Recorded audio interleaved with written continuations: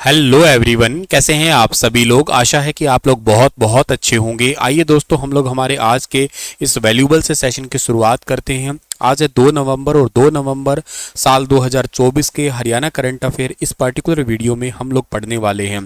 तो बहुत बहुत स्वागत है आप सभी का स्टार आईक्यू चैनल पे। अगर आपको ये सेशन अच्छे लगते हैं या ये चैनल की क्लासेस जो है ना ठीक लगती है, तो आप इस चैनल को सब्सक्राइब कर सकते हैं।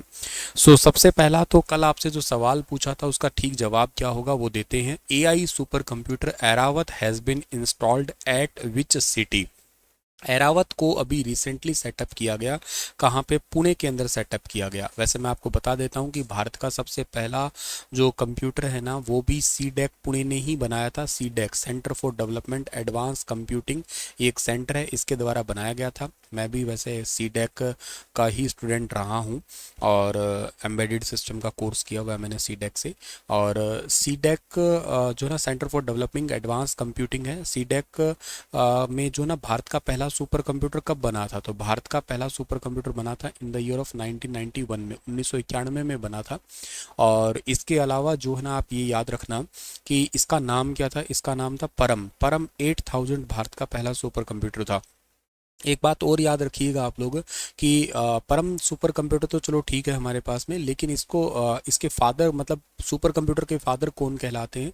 तो उनका नाम है, याद रखना, विजय पांडुरंगा। ठीक है ना, विजय पांडुरंगा। विजय पांडुरंगा भटकर। विजय पांडुरंगा भटकर जो है ना ये सुपर कंप्यूटर के फादर कहलाते हैं। सुपर कंप्यूटर की स्पीड किस में मेजर करते हैं? FLOPS में, फ्लॉप्स में मेजर करते हैं, यानी कि फ्लोटिंग पॉइंट ऑपरेशन पर सेकंड के नाम से जानते हैं हम लोग।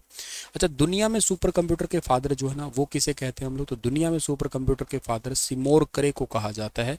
ये बात भी आप याद रखिएगा। सिमोर करे जो है ना ये सुपर कंप्यूटर के फादर दुनिया में कहलाते हैं। चलिए आगे बढ़ते हैं हम लोग। अगला जो सवाल है, भारत में कंप्यूटर के फादर वैसे रंगा स्वामी नरसिम्हन को कहा करते हैं हम लोग। भारत में नॉर्मल कंप्यूटर के फादर अगर पूछ लिया जाए आपसे तो सुपर कंप्यूटर के तो रंगा स्वामी नरसिम्हन है ही। हरियाणा के मुख्य सचिव किसे नियुक्त किया गया है? तो हरियाणा के मुख्य सचिव नियुक्त किया गया है विवेक जोशी साहब को। हालांकि इन्होंने पदभार ग्रहण नहीं किया है, नियुक्त कर लिया गया है इनको। 1989 बैच के आईएएस अधिकारी विवेक जोशी जो है ना हरियाणा के नए मुख्य सचिव है, इनके रूप में नियुक्त हो चुके हैं। मैंने लास्ट सेशन में आपको पढ़ाया था TVSN प्रसाद जो है ना इनकी जगह लेंगे, जो कि रिटायर्ड हो चुके हैं। अच्छा, जब तक ये नियुक्त नहीं होते हैं, मतलब इनका फाइनल जो है ना ज्वाइनिंग नहीं होता है, तब तक हरियाणा के गृह सचिव अनुराग रस्तोगी साहब जो है ना ये कार्यवाहक मुख्य सचिव के रूप में काम करने वाले होंगे। ठीक है, और इनके लिए 26 अक्टूबर को कैबिनेट की नियुक्ति समिति जो है ना इन्होंने मूल कैडर के रूप में वापस भेजने का निर्णय किया है इनको। हरियाणा का 23वां जिला किसे बनाया जाएगा? वैसे तो ये HSSC के पेपर में ऑलरेडी आ चुका है सवाल, और ऑलरेडी इसकी घोषणा पहले भी हो चुकी है, मैंने पहले भी पढ़ा दिया, लेकिन फिर से चर्चा इसलिए है क्योंकि अभी रिसेंटली ना गोहाना के अंदर ही 1 नवंबर का फेस्टिवल था, मतलब हरियाणा दिवस के ऊपर राज्य स्तरीय कार्यक्रम हुआ था गोहाना में ही। वहाँ पे जो है ना इस पे दोबारा से घोषणा हुई है, या दोबारा पे इस पे जो है ना ऐसा मुख्यमंत्री जी ने कहा है कि जल्द ही इसके लिए जो है ना हम नोटिफिकेशन जारी कर देंगे। इसके लिए कमेटी भी बना दी गई है। इसकी घोषणा तो वैसे हुई थी जून के अंदर हुई थी। संत कबीरदास जी की जयंती पर मुख्यमंत्री जी ने घोषणा की थी कि हरियाणा का 23वां जिला जो है ना गोहाना बनेगा। गोहाना 23वां जिला बनेगा तो चलो ठीक है। इसके अलावा भी हरियाणा में हांसी और असंध को भी जिला बनाने की चर्चा चल रही है। अच्छा सर, तो इससे पहले लेटेस्ट जिला हरियाणा का कौन सा बना था? तो वो 22वां जिला था चरखी दादरी। चरखी दादरी हरियाणा में इसकी घोषणा के रूप में तो ये 16 नवंबर था, 16 नवंबर 2016 है, लेकिन बना कब था? 1 दिसंबर, 1 दिसंबर 2016 से जो है ना ये डिस्ट्रिक्ट के रूप में काम करने लगा था। हरियाणा के कौन सी दिशा में पड़ता है चरखी दादरी? तो हरियाणा के साउथ दिशा में पड़ता है, यानी कि दक्षिण दिशा के अंदर पड़ता है। भिवानी से अलग करके इसको बनाया गया था। इसका हेडक्वार्टर एक्चुअली दादरी के अंदर ही है। और इसका एरिया कितने हैं सर? तो इसका एरिया 1370 है, 1370.11 वर्ग किलोमीटर इसका एरिया है। कौन से डिवीजन में आता है ये? मंडल मतलब कौन से में आता है? तो ये रोहतक मंडल में आता है, ये ध्यान रखना आप लोग, ठीक है। और इससे को ऐसा ना दादरी इसलिए कहा करते हैं क्योंकि पहले ज़माने में ऐसा माना जाता है यहाँ पे एक झील होती थी, उसमें मेंढक बहुत होते थे, और मेंढक को मतलब दादुर कहा करते हैं, इस करके यहाँ का जो क्षेत्र है ना वो एक्चुअली दादरी पड़ गया नाम ये, ठीक है। ऐसा भी कहा करते हैं कि इस क्षेत्र की स्थापना पृथ्वीराज का बेटा था बिल्लवराज, उसने इसकी क्षेत्र की स्थापना की थी। और किसी किसी जगह पे ऐसा माना जाता है कि श्री रामकृष्ण गुप्ता ने 1958 में चरखी गांव है ना, इसको दादरी के साथ जोड़ दिया था। तो चरखी और दादरी 1958 के अंदर साथ में जो है ना जुड़े हैं। एक सबसे इंपॉर्टेंट चरखी दादरी का ये है कि सबसे बड़ी सीमेंट उद्योग चरखी दादरी के अंदर है, जो सेठ रामकिशन डालमिया की है, जो 1938 के अंदर है ये सेटअप हुई थी एक्चुअली, ठीक है ना। और ये काफ़ी बड़ी फैक्ट्री है। 1981 में इसको सीमेंट फैक्ट्री का अधिग्रहण जो है ना वो सीमेंट कॉरपोरेशन ऑफ इंडिया ने कर लिया था। और इसके अलावा ना चरखी दादरी का क्वेश्चन इसलिए भी आता है कि 1996 में एक ना विमान दुर्घटना हुई थी यहाँ पे। 12 नवंबर की बात है, 12 नवंबर 1996 को ना दो विमान थे, कजाकिस्तान एयरलाइंस और सोथिया बोइंग। ये विमान दुर्घटना में इसमें लगभग 349 यात्री जो है ना वो मारे गए थे, लगभग 350 यात्री मतलब मारे गए थे, ठीक है। अच्छा, इसके अलावा ना यहाँ से बहुत ही इंपॉर्टेंट पर्सन का नाम अगर आपको याद करना हो तो चंद्रावती जी का नाम आपको याद आ रहा होगा। चंद्रावती जी जो कि एक्चुअली पुडुचेरी की गवर्नर रह चुकी है, उपराज्यपाल मतलब रह चुकी है, पहली महिला गवर्नर के रूप में। बाकी आपको फोगाट सिस्टर के बारे में जानना हो तो वो तो याद रखना ही है। अभी रिसेंटली विनेश फोगाट चर्चा में विधायक भी बनी और के साथ साथ ओलंपिक में भी उनकी खूब चर्चा रही थी। इसके अलावा यहाँ का एक गांव और बड़ा चर्चा में रहता है, जिस गांव का नाम है कलियाणा गांव, जहाँ पे हिलना पत्थर है, मतलब मूविंग स्टोन के रूप में इसको जाना करते हैं, वाइब्रेट स्टोन भी कई बार कह देते हैं उसको, ठीक है। इसकी सीमा अगर पूछ रहे चरखी दादरी की कौन से राज्य से लगती है, तो ना तो रोहतक और ना ही दादरी की सीमा किसी से नहीं लगती है, एकदम बिल्कुल अंदर की तरफ है ये, ठीक है। तो ये पॉइंट्स सब चीज़ें जो है ना आप लोगों को याद रहनी चाहिए। आगे बढ़ते हैं तो हाल ही में हरियाणा राज्य के कौनसवें स्थापना दिवस को मनाया गया है। तो देखो हरियाणा को बने हुए पूरे 58 साल कंप्लीट हो चुके हैं। 59वें साल के अंदर जो है ना हम लोग एंटर कर चुके हैं। तो 59वां स्थापना दिवस हमारा मनाया गया। 58 साल का हरियाणा हो चुका है, अभी 59वां साल हरियाणा को लग चुका है पूरा। हरियाणा कब बना था? हरियाणा बना था सर जी 1 नवंबर को, 1 नवंबर 1966 को बना था। किस राज्य से अलग होके बना था? ये पंजाब से अलग होके बना था। पंजाब का कितना परसेंटेज हिस्सा है? तो पंजाब का 35.18% हिस्सा जो है ना, उतना हिस्सा पंजाब में से हरियाणा को मिला था अलग। सरदार हुकुम सिंह की समिति के आधार पे हरियाणा राज्य को बनाया गया था। भारत का ये लगभग कितना इलाका है? तो भारत का ये 1 2 3 4 ऐसे याद कर लेना, 1 2 2 है लिखा नहीं है पर डॉट से 1 2 3 4 ऐसे याद कर लेना। इतना परसेंटेज भारत का है, यानी कि 44,212 वर्ग किलोमीटर का एरिया है। दुनिया में डेनमार्क देश के समान है। डेनमार्क हालांकि इसे छोटा है, ठीक है ना, लेकिन ऑलमोस्ट ऑलमोस्ट जो है ना डेनमार्क के बराबर हरियाणा को माना करते हैं हम लोग।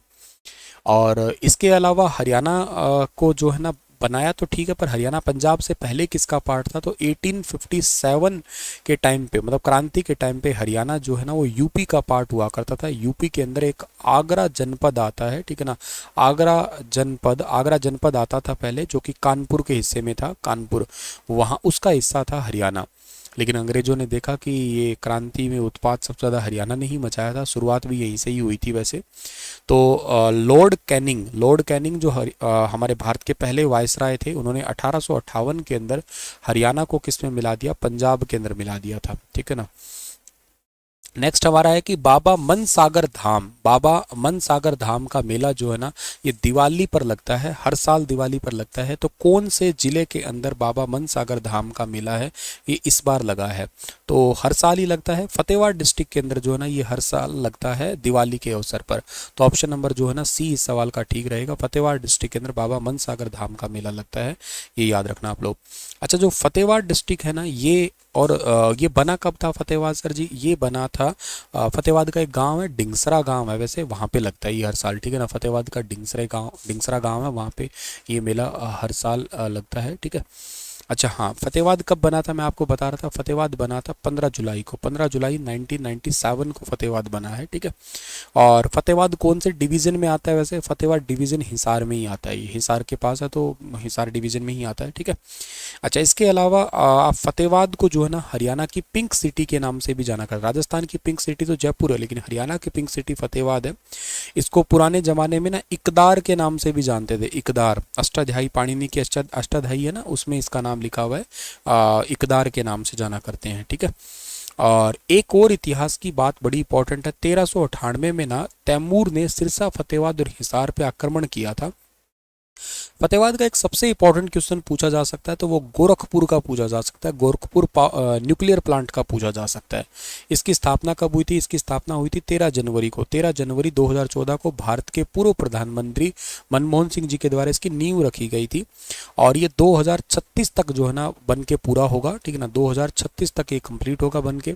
और ये कितने मेगावाट का बन रहा है? तो ये 700 मेगावाट की इसके अंदर एक यूनिट है, टोटल 4 यूनिट लगेगी तो मतलब 2800 मेगावाट जो है ना इसकी कैपेसिटी होगी टोटल।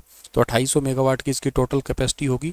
ये फतेहाबाद के गोरखपुर गांव में इसका ज़्यादा हिस्सा है। इसका मतलब ये नहीं कि अकेला ये गोरखपुर में ही है, ये गोरखपुर के अलावा जो है ना ये काजल हेड़ी गाँव है एक, वहाँ पे कुछ ज़मीन यहाँ की भी है, कुछ गाँव जो है ना एक बडोपल है इसकी भी ज़मीन है इसके अंदर, लेकिन ज़्यादा हिस्सा इसका है तो गोरखपुर प्लांट के नाम से ही जाना जा रहा है। तो ये ही आप लोग याद रखना, ठीक है।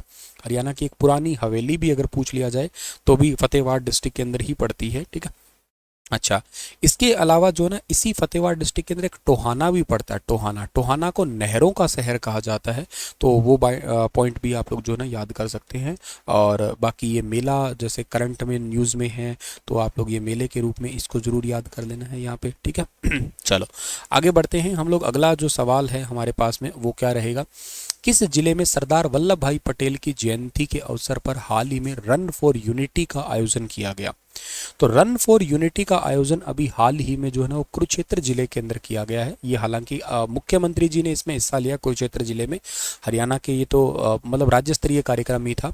31 अक्टूबर को आप सबको पता है कि सरदार वल्लभ भाई पटेल जी की जयंती सेलिब्रेट की जाती है, इसीलिए रन फॉर यूनिटी का कार्यक्रम का आयोजन किया गया है जिसके अंदर मुख्यमंत्री जी ने हिस्सा लिया है कुरुक्षेत्र से। कुरुक्षेत्र के अंदर ही लाडवा सीट है, वहीं से तो ये जीते हुए हैं, विधायक हैं, ये याद रखना आप लोग।